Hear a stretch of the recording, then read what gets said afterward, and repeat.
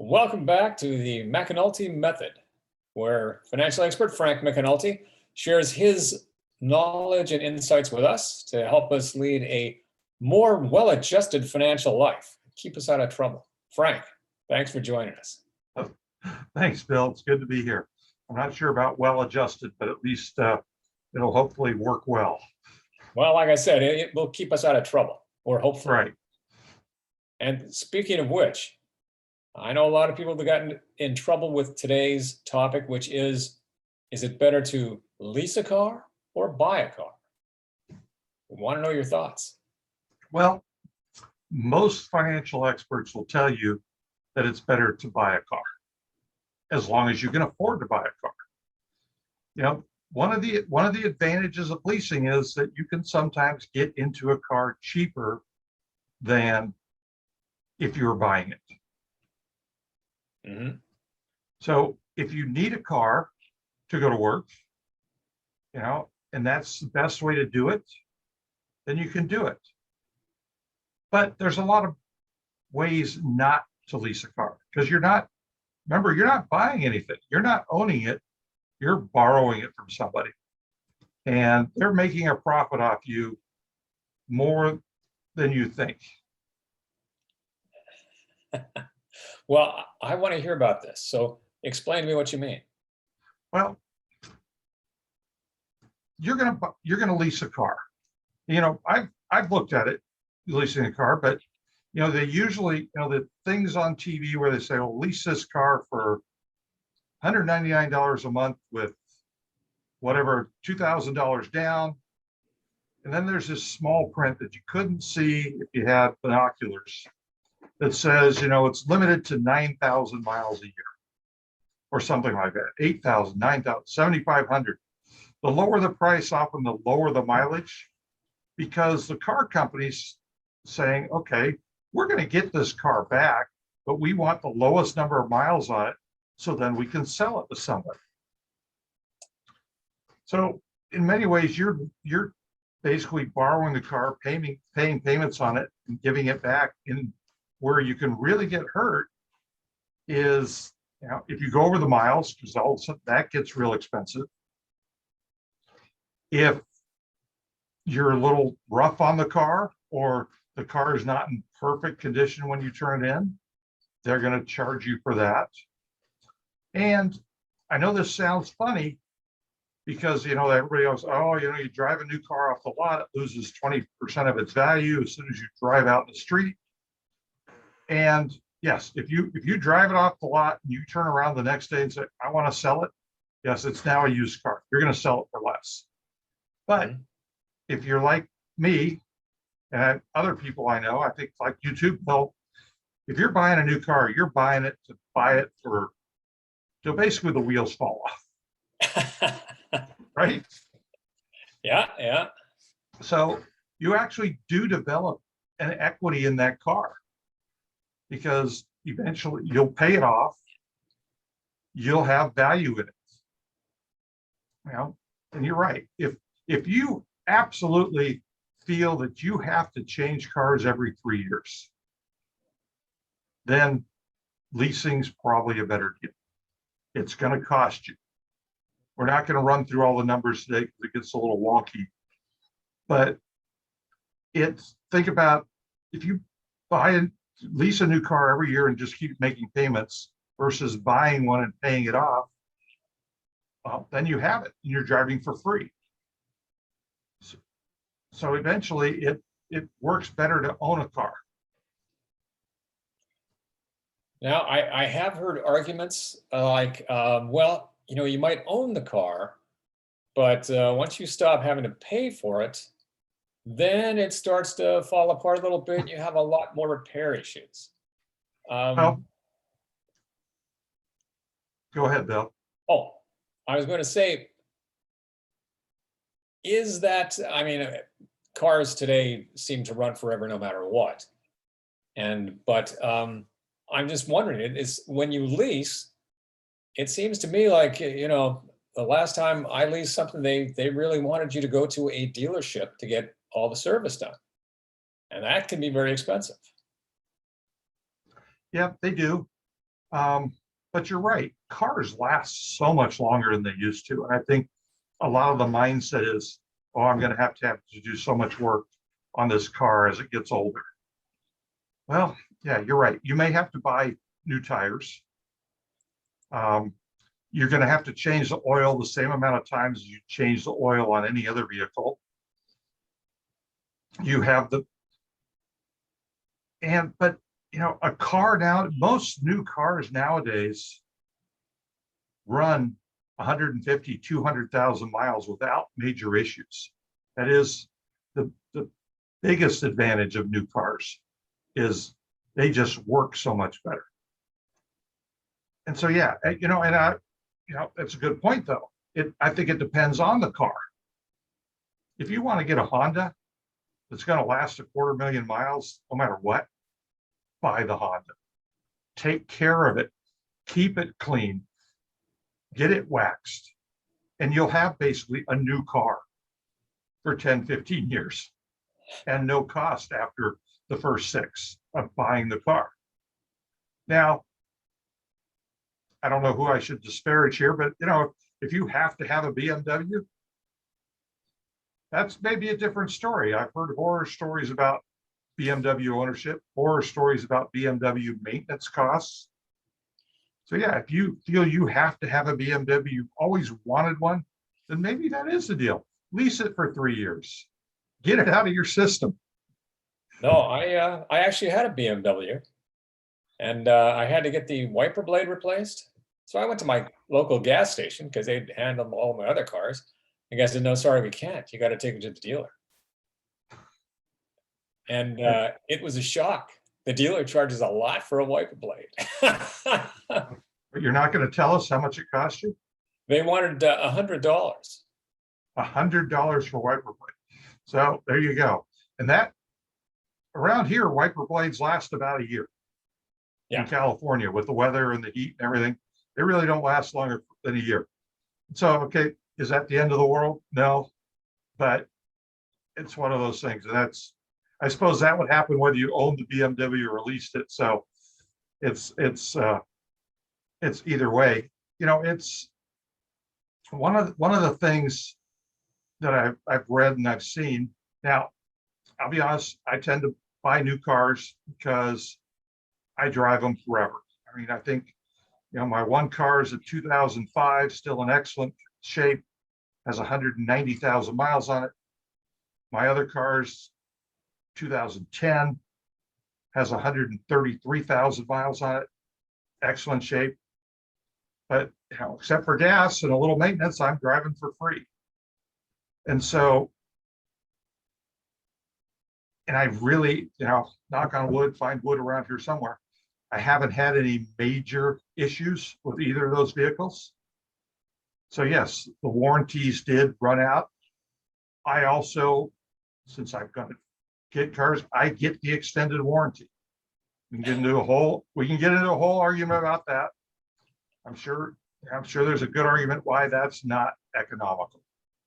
But to me, it's part of the cost of the vehicle. Now I don't have to worry. It's good for 100,000 miles, 10 years, or whatever. I'm only laughing because there's an automated lady voice that calls me every day wanting to talk to me about my warranty that's about to run out. Well, that has gotten to be the craziest thing, that people tracking you down for warranties. But it really does come down to, you save money in the long run buying a car and keeping it. But say you really do want to have different cars. Well, then maybe buy cars that are coming off of lease. They've already gotten that discounted value. For the most part, people treat their cars fairly well here in California. And in most parts of the world, they're expensive. People don't tear them up. And so you can get a different car every year after it's been driven for 50, 60,000 miles, which isn't a lot of miles anymore on a car. It's still in excellent mechanical condition. Does it have that new car smell? No, but I think you can buy a can of that stuff at the auto shop now and just go in and spray it in your car. Oh, it smells like new. Um, so yeah, I, as you can tell, I don't lease cars. Um, I know other people that always lease cars, and I think if say you're a real estate agent, well, then you're driving people around, or you're having something where you're going to have people in your car. Well, then you probably might need a newer car, but then a lease may not make sense because of the mileage. So it's you have to put a little thought into it. If you're just need a car for a few short trips, you don't commute much, you're never going to put more than 5,000 or 6,000 miles a year on the car. Maybe the cheapest lease available is a good idea for you, because you're not going to ever run up the miles you need to do to make owning it worthwhile. Now, each person's different, but I think most people buying makes more sense because in the long run, you're going to save yourself money. That's what we're talking about here, is the long run. It's not what's going to happen next month, what's year. It's, are you going to be able to save money for that elusive retirement date out in the future? No, that's it. Like when you buy a car, if you have a 5-year finance agreement or whatever, you'll pay more than you would for a real low lease. But like you said, then you hit once you paid it off, you have no payment at all. And I Right. think, and correct me if I'm wrong, I believe the car payment is usually the second biggest bill that people pay. Well, it is. You think about it, especially with the way some of these cars and their prices are. What's a Tesla these days? $75,000. Yeah, I'm amazed at how many people are buying these things, and I don't know what. Honestly, I don't know what their lease payment is, because it's probably around $500-600 a month. But yeah, so that's probably your second biggest payment in life, regular payment after your mortgage, and it's a lot. But and of course, then somebody's out there doing the thought process of going to be a $75,000 car. If I buy it, that's going to be basically $1,000 a month for 6 years. Yeah, you're right. As you can tell, I'm probably not a big proponent of buying a $75,000 car either. It's a car. You're just driving it. Unless you're, extremely well off, you have lots of money. Do you really need a $75,000 Tesla? I liked your idea that if you want one, wait for 3 years and get one that's coming off a lease. Right, because there's going to be a boatload of Teslas coming off a lease in 3 years. You can get one then, or yeah, it's just cars. I mean, California, where we live, has always been a car culture. So it's always been about cars. But I drive down the street sometime. My neighbor across the street has 2 brand new Teslas, and I'm like, what the heck? It's funny because, as you say, California, especially Southern California, has always been very much car culture. And I had one friend who said, I could never lease. I could never lease a car because they don't let you customize it. Good point. You can't do anything to the car. You have to turn it back in exactly the way you got it.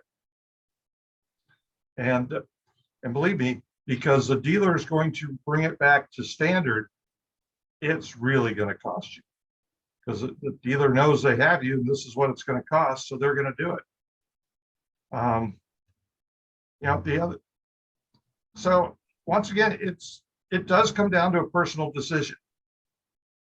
What's best for the person? What do you think? I know several people I know that used to lease cars all the time. I've talked to them about it. Now it's all of a sudden they're buying the cars. And honestly, a lot of times they go, and maybe you want to lease a car to see if you really like it. Okay, that makes sense. get the shortest lease you can. Maybe they'll give you a 1-year lease and say, hey, I want to drive it for years, see if I really like it. Then I'll buy it out of the lease. You'll know going into the lease what the sales price out of the lease is going to be for that car. Mhm. That somewhat shows you what the cost of the lease is going to be too. Because if you started at 30 and the purchase price after a year is, I don't know, 25 or something, and you add up your payments, okay, this is what the car is really going to cost me under a lease. Yeah, the other way to test drive a car is find a company that rents it. Rent one for a week. I have to rent a car to go over to Arizona next week, and I almost rented the Dodge Challenger just because it's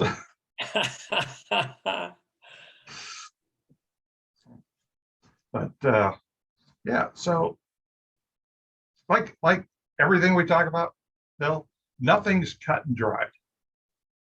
I Everybody's think, circumstances change the calculus somewhat.